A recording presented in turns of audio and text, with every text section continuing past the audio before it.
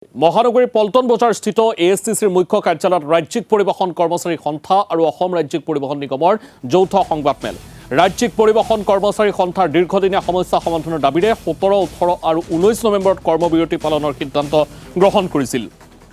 যোৱা 13 তাৰিখে চৰকাৰ এএছটিচি পৰিচালন সঞ্চালক আৰু সন্থাৰ লগতে এখন ত্ৰিপাক্ষিক বৈঠক অনুষ্ঠিত হয়।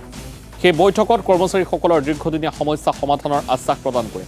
সমূহ কৰ্মচাৰীৰ সিদ্ধান্ত মৰ্মে সাময়িকভাৱে কৰ্মবিৰতি স্থগিত ৰখাৰ সিদ্ধান্ত লয় ৰাজ্যিক পৰিবহণ কৰ্মচাৰী সন্থাই। শীঘ্ৰে দাবীসমূহ পূৰণ নকৰিলে আগন্তুক দিনত পুনৰ কৰ্মবিৰতি পালন কৰাৰ কথা উল্লেখ কৰিলে ৰাজ্যিক পৰিবহণ কৰ্মচাৰী সন্থাই।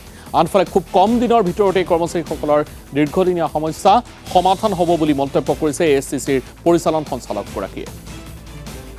আমাৰ যিটো সন্থা আছিলে তেওঁলোকে আমাৰ লগত বহি আলোচনাৰ মাধ্যমেৰে এই তেওঁলোকৰ দাবীখিনি আমি এক সমাধানৰ পথলৈ লৈ গৈছোঁ আৰু তেওঁলোকে আমাৰ অসম চৰকাৰৰ পৰিবহণ বিভাগৰ অতিৰিক্ত মুখ্য সচিবৰ লগতো আলোচনাত বহিছিলে আৰু তেওঁলোকৰ যিখিনি অভাৱ অভিযোগ বা দাবী চনত আছিলে সেইখিনি আমাৰ এএছটিচিৰ অসম ৰাজ্যিক পৰিবহণ নিগমৰ সঞ্চালক মণ্ডলীয়ে ইতিমধ্যেই পুংখানুপুংখভাৱে পৰ্যবেক্ষণ কৰি এই সন্দৰ্ভত বিতং প্ৰস্তাৱ চৰকাৰৰ অনুমোদনৰ বাবে প্ৰেৰণ কৰিছে আৰু তেওঁলোকৰ কিছু দাবী য'ত কিছুমান বিত্তীয় সিদ্ধান্তৰ প্ৰয়োজন সেইবোৰ সন্দৰ্ভত যাৱতীয় বিভাগীয় নথি ইতিমধ্যে চৰকাৰৰ ঘৰলৈ আমি প্ৰেৰণ কৰিছোঁ আৰু বিত্ত বিভাগৰ বিবেচনাধীন হৈ আছে আৰু যিহেতু তেওঁলোকে গম পাইছে তেওঁলোকৰ কথাখিনি বিবেচনাধীন হৈ আছে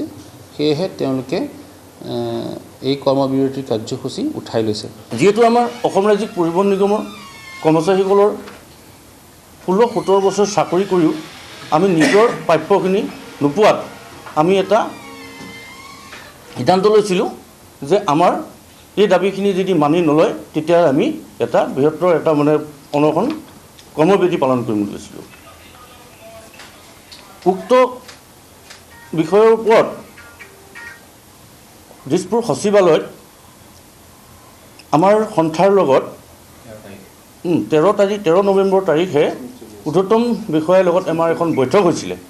সেই বৈঠকত আমাৰ দাবীসমূহ তেওঁলোকে আমাক পূৰণ কৰি দিম বুলি আশ্বাস দিলে।